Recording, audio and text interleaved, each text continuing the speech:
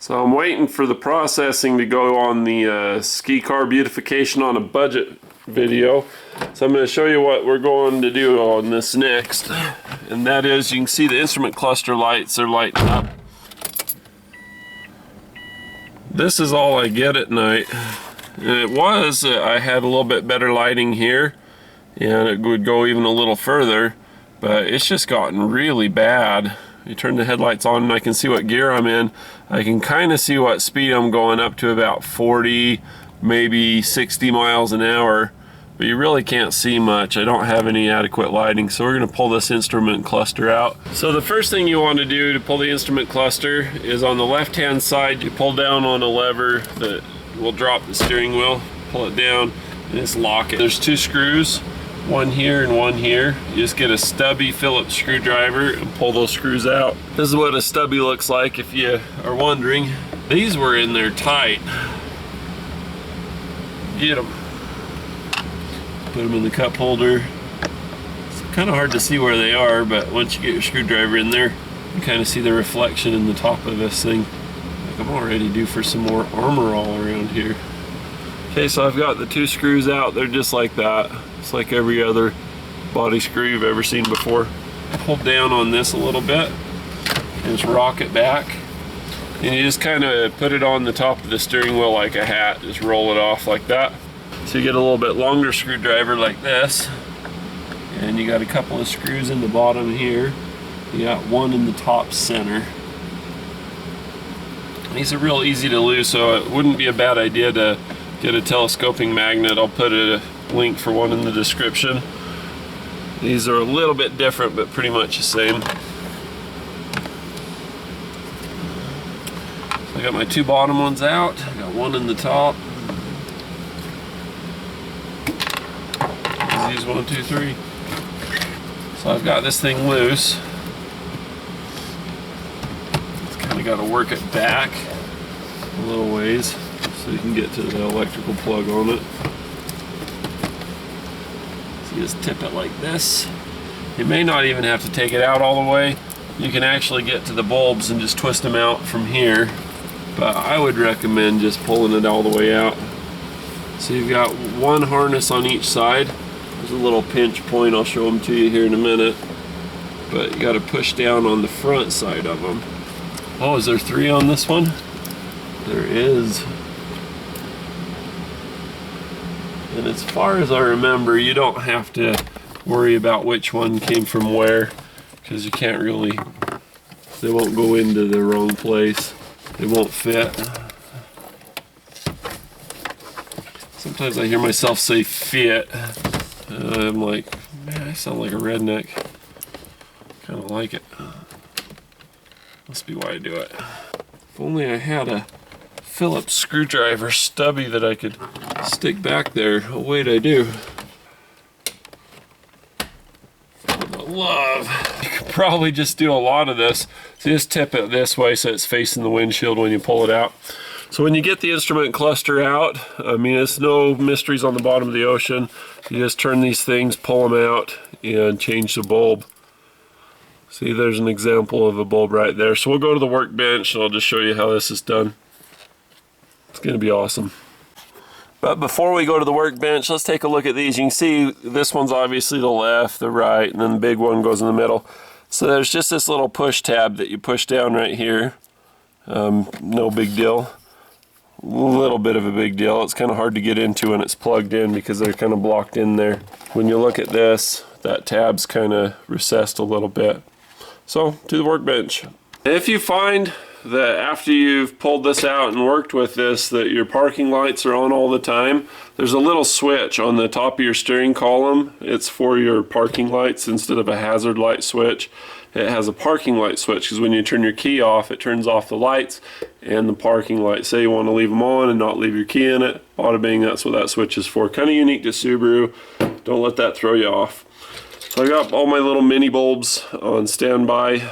It's probably going to be a 74. Just flip this thing over like this. Now I know that the bulb's good here. These ones are, but everything outside of that's bad. So what you can do is you can take a flashlight and see what they are, and just shine a light in it. This light's been removed. I'm curious what it is, so I just take a flashlight, shine it from the other side, and it's the power light. Somebody didn't like that, so I took it out. Kind of an interesting thing. Power! So let's pull some out and see what we get.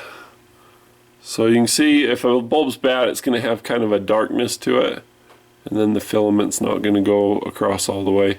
It'll be interrupted. Sometimes they'll look like a mirror. So if I put a light here, so that basically just lights up where the odometer and stuff is. That's what that little display is for. So what lights up the rest? Let's try this one. Woo! Remember what I said about looking like a mirror?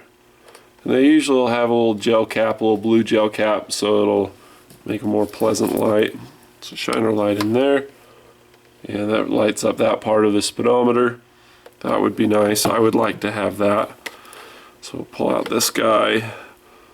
Again, it looks like a mirror, and the gel cap's shot. It'll look kind of yellow if you put it in just the way that it is there. So that lights up the other part of it. And what's way over here? Another one that looks like a mirror. It's all burned out. And you can hear those gel caps rattling around in there. So that's the tachometer. Looks like that one shares there. This one lights up this part of it. Might not be a bad idea to just replace these all while we're in here. And then I think all of these are LED. Toyota and Lexus have these little, and Toyota owns most of Fuji Industries. You have a lot of Toyota influence on these. I taught putty tat. I did. I think the gel caps might have contributed to the demise of the bulbs on account of the lack of heat transfer. Man, look at that thing. That thing is just bad.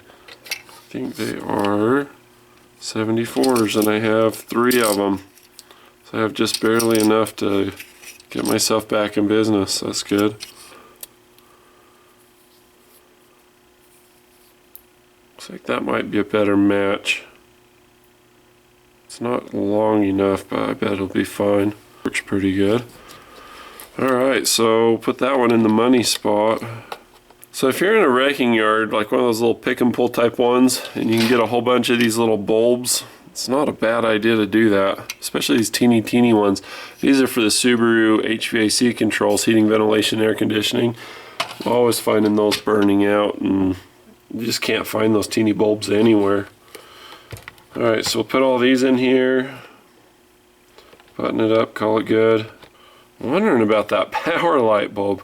I can see that being annoying. I've just never seen one. Power! Like when the RPMs get to a certain point, you have power, I guess. So these are 3 little lights that are supposed to be lighting this thing up. Let's throw this in and see how they go. So we're going to try the MagTac flashlight on this, see how that goes. So you take your instrument cluster, put it upside down and backwards, because why not? You just rotate it in here. Remember that switch I was telling you about for the parking lights? It's just right there. It's not necessarily in frame, but you'll know where it is. There's only one button on top of there. So we take our plugs and just plug them back in. Buttons up. Remember that first Subaru I had a parking light issue like that. Couldn't figure out how to turn them off. I was freaking out, hitting the switch. Turned the keys off. It wasn't turning off. The battery's gonna die. Oh no! And then I got out the owner's manual, and there it said, "Hey dummy, you got a switch on top of the steering column." I said, "Don't call me dummy, but thanks." Alright.